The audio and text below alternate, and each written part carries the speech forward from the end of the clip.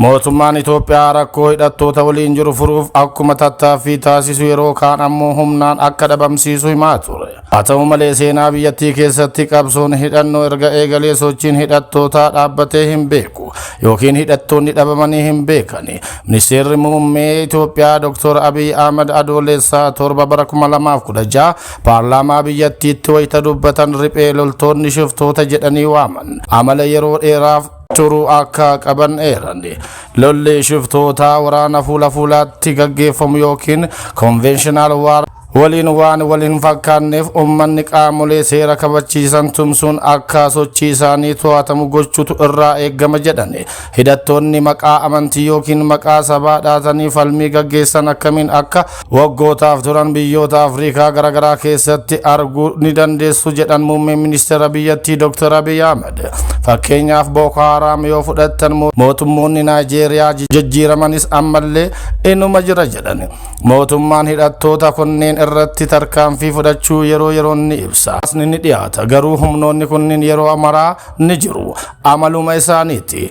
Ogeessa seeraa idil addunyaa fi dippiloomaasii dhaabbata biyyoota gamtoomanii kan ta'an obbo Baay'isaa Waaqwayyaa amalli sochii hidhattootaa kun Itoophiyaa keessatti qofa kan daangeffame osoo hin taane dhimma addunyaa mara keessa jirudha jedhan. Dhalli namaa gareenis ta'ee dhuunfaadhaan kaayyoo isaa galmaan gaachuuf hidhatee bosona seenee hanga kaayyoon isaa galma ga'utti turuun wannuma addunyaa irratti mul'atudha jedhani. Namoonni kaayyoo malee bosonatti hin galu. Wanni dirqamsiisutu jira. Mirga wajjin wal qabatee waan ittiin tolletu jiraachuu danda'a. Kanaaf bosona seen hidhattoota akka waraana bilisummaa Oromoo Faannoo TPLF kaayyoo isaan baasetu jira. Kaayyoon sun bu'uurarraa seera qabaachuu fi dhiisuun gaafii biraati. Garuu kaayyoo malee manaa hin baane jedhani. Akka fakkeenyaatti adda bilisummaa Oromoo akkasumas warri amma bosona jiran waraana bilisummaa Oromoo qabsoo kan eegalan bara mootummaa kanaa miti. Kan jedhan obbo Baay'isaan waggaa 60 ol lakkoofsiisaniiru.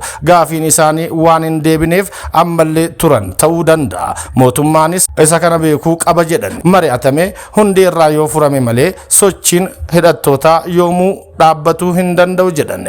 Addunyaa irratti hidhattoonni qawweedhaan jaarraa walakkaa oliif qabsoo gaggeessan hedduun jiraachuu kan kaasan obbo Baay'isaan har'a qawweedhaan yoo harka kennachiistes gaafiin qaban deebii hin arganne taanaan yeroo eeggatee inuma ka'a. Yoo ka'uu dadhabe mucaa isaattu kaasa jedhan. Gaafii bu'uuraa hidhannoo yookiin qabsootti nama galche deebisanii malee wanti dhaabbatu hin jiraatu jedhan. Muummeen ministeeraa Dr. Abiy Ahmed rakkoolee biyyattii keessa jiran kamuu mariidhaan furuuf mootummaan qophii ta'uu ibsaniiru.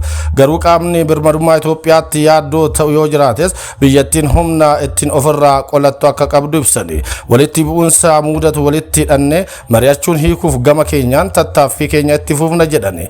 Mariin dhugaa fi hundaa hammate akka geessinuuf irra deddeebiin mana maree kanatti affeerreerra kan jedhamu muummeen ministeera Itoophiyaa. Hidhattoonni naannoo Oromiyaa keessa sochoon hedduun mariidhaan karaa nagaan deebi'aa jiraachuu kaasan. Hafanis karama kanaan akka deebi'an barbaanna. Mootummaan Itoophiyaa waraana bilisummaa Oromoo waliin mariin marsaa lammaffaa Taanzaaniyaatti taa'e rakkoo jiruuf furmaata waaraa osoo hin kaa'in hafe. Kun ammoo hidhattoonni meeshaa hiikkachuu dhiisanii qabsoo hidhannoo akka itti fufan sababa ijoo ta'eera.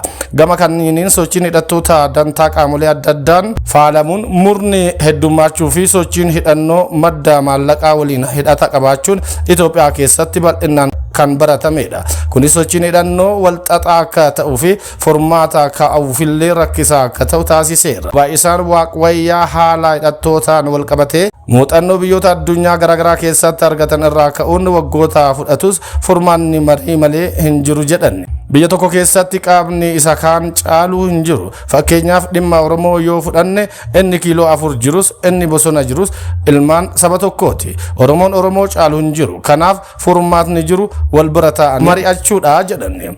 Muummeen ministeeraa Dr. Abiy Ahmed mootummaa isaanii ammas marii hundaa hammateef kutannoo akka qabu ibsan. Keessatti hidhattoota waliinis mari'achuuf balballi isaanii banaa ta'uu himan. Waliin taane biyya waloo ijaaruu wayya jennee waan amannuuf kana cimsinee itti fufnaa jedhan. Itoophiyaa keessatti mootummaan federaalaas ta'e mootummoonni naannolee hidhattoota waliin mari'achuun rakkoo furuuf fedhii akka qaban akkasumas hidhattoonni karaa nagaatti akka deebi'an waamicha dhiyeessanii turaniiru. Hidhattoonni ammoo gama isaaniitiin mootummaan kutannoo akka hin qabnee fi dhugaadhaan nagaa akka hin barbaadu akka hin taane kana keessatti dhimmi ijoon hunduu sirriitti wal hubachuu fi yaada walii kabajuu akka qaban dubbatan obbo Baay'isaan. Waraana bilisummaa Oromoo keessa miseensonni kallattii qabsoo jijjiirachuun qawwee dhiisanii galanis kanneen ammoo bosonatti hafanis dhalli namaa yaada adda addaa qabaachuurraa waan madduuf rakkoo hin qabu jedhan. Yaada adda addaa namoonni qaban kunneen ammoo waliin ta'anii ifatti yaada isaanii ibsachuun dubbachuun furuu qabu jechuun dubbatan. Haala kanaan lolli yookiin sochiin hidhattootaa xumura argachuu akka danda'u kan kaasan obbo Baay'isaan warri hidhattootaa lolli riphee loltootaa hin dhumu jedhan kanarratti akka xiyyeeffatanii hojjetan dhaaman. Haalli hidhattoota Itoophiyaa keessattuu kan Oromiyaa kan biyyoota addunyaa biroo irraa adda kan jedhan obbo Baay'isaan hidhattoonni biyyoota kaanii hedduun isaanii biyyoota garaagaraa keessa faca'anii waan jiraniif waliin mari'atanii furmaata kaa'uun rakkisa jedhan. Warra kaanii xaxaadha. Keenya biyyuma tokko keessa waan jiruuf gaafiin jirus ifaadha. Gaafiin Oromoon qabu maal akka ta'e sirriitti tarreessitee dhiyeessinaan osoo qaama biraa of keessaa hin galchin ofumaa waliin mari'attee furachuu dandeessa. Nagaadhaan haasa'uu dhibe malee lolli inni keenyaa baay'ee salphaadha jedhan. Mariin hidhattootaa fi mootummaa gidduutti eegale osoo bu'aa hin buusin hafe yaada jedhu akka hin fudhanne kan dubbatan obbo Baay'isaan mariin osoo bu'aa hin buusin xumuramu akka hin jirres mariin suni marsaa sanatti xumuramuu yoo baates kufeen jedhamu yoom eessatti akka ta'e hin beeku malee itti deebi'anii inuma mari'atu.